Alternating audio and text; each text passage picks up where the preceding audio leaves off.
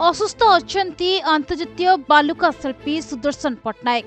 से मंगलवार दिन असुस्थ होई पड़ी भुवनेश्वर एक घरोई हस्पिटाल रे भर्ती होइछंती।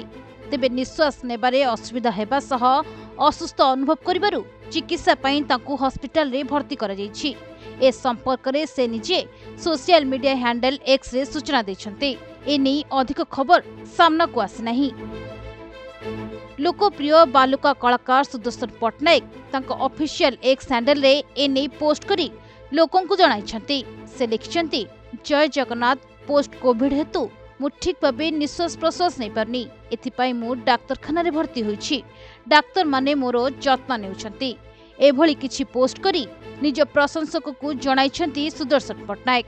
तेबे खबर सामना को आसीबा परे तांको फैंस दुख प्रकाश करछंती। तेबे से खूब शीघ्र सुस्थ होई घर को फेरंतु बोली तांको प्रशंसक आशु आरोग्य कामना करछंती। ब्यूरो रिपोर्ट, प्रतिदिन टीवी।